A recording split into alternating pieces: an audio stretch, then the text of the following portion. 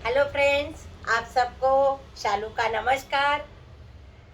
मैं जो आपको ये कहानी रोज मेरे लाइफ के बारे में जो आपको मैं बता रही हूँ, तो ये मैंने ऐसे ही मेरे दिमाग में आया और मैंने शुरू किया।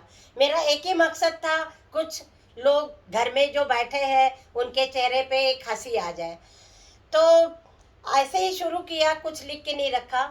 तो क्या हो गया, दिल्ली जाना है, दिल्ली जाना है, दिमाग में ये था कि भाई जल्दी मैं दिल्ली पहुंच जाऊं। तो जल्दी दिल्ली जाने के चक्कर में एक गड़बड़ जरूर हो गई मेरे से। दिल्ली जाने के लिए बीच में खानापुर से मैं बेंगलोर पहुंच गई थी। बेंगलोर में क्यों पहुंची, क्योंकि वहाँ इनके बड़े भाई साहब, तीन भाई थे और सबसे बड़े भाई साहब बेंगलोर में थे, शांतिवीरप्पा। तो उनके घर पर हम चले गए। तो वहाँ पर जो एक मेन शादी के बाद होता है, हनीमून। और मैं वही भूल गई, दिल्ली दिल्ली करते करते मैं वही भूल गई। तो बेंगलोर में जो हम चले गए, वहाँ पर हम लोग 10-15 दिन वहाँ पे थे। और 15 दिन में हमने 10 दिन तो हम चले गए थे नंदी हिल। नंदी हिल यहाँ बहुत ही फेमस जगह है। वहाँ बहुत ऊपर पहाड़ी पे जाना पड़ता है और वहाँ पे कुछ रूम्स वगैरह है, होटल्स है। तो वहाँ पे इन्होंने मतलब भीमराव जी मेरे को ले गए थे। तो वहाँ पे बुकिंग की थी और 10 दिन हमने बहुत बहुत एंजॉय किया। खानापुर जैसे गांव से आने के बाद जो मेरे को वहाँ हर चीज़ मतलब इतना अच्छा लगने लगा था। और मतलब कोई नहीं था, सब वहाँ मैरिड कपल थे और एक दूसरे के साथ हंसना बोलना घूमना फिरना खाना पीना और सो जाना। बहुत ही अच्छे वो 10 दिन लाइफ में कभी ना भूलने वाले थे। उसके बाद दिल्ली पहुंच गए और फिर दिल्ली जाने के बाद क्या हो गया, लाइफ रूटीन में चलती रही रेगुलर। मतलब जैसे इनको ऑफिस भेजना, ऑफिस से आना, खाना बनाना, घर का काम करना और फिर सबके साथ शाम को बैठ के गप मारना, कभी बाहर घूमने जाना, कुतुब मीनार, कभी लाल वो सब दिल्ली सब घूमने के लिए चले जाना।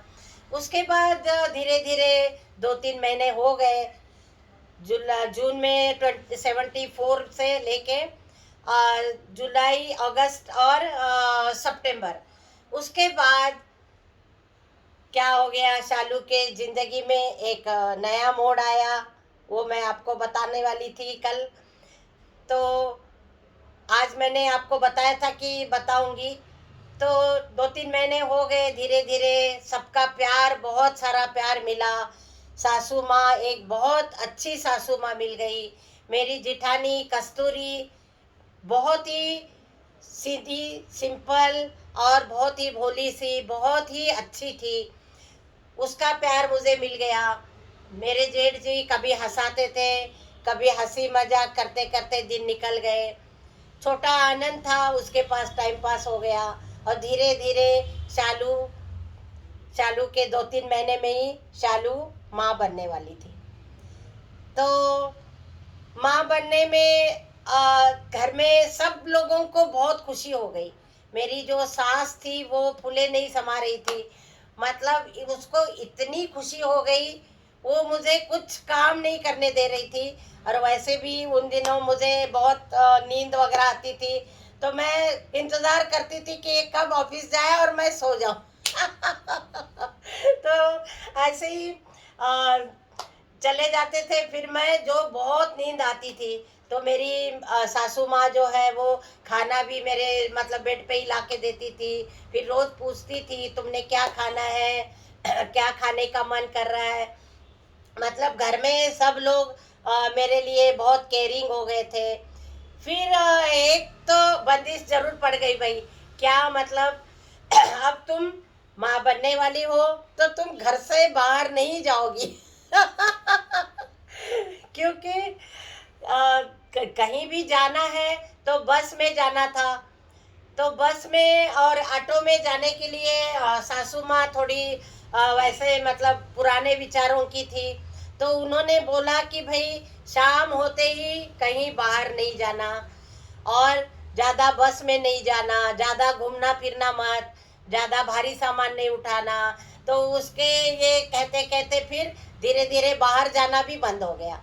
फिर इनका तो पेंटिंग का काम था, तो अपने पेंटिंग काम में मस्त रहते थे और मैं साथ में बैठी रहती थी। ये पेंटिंग पोर्ट्रेट बहुत अच्छा बनाते थे, और मैं देखते ही हैरान हो जाती थी कि कितना सुंदर बना रहे। बिल्कुल एक उसमें लाइफ आ रही थी।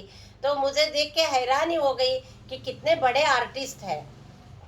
तब मुझे एहसास हो गया कि आर्टिस्ट क्या होता है। शादी से पहले तो कुछ देखा ही नहीं था, ना पूछा था ना कुछ।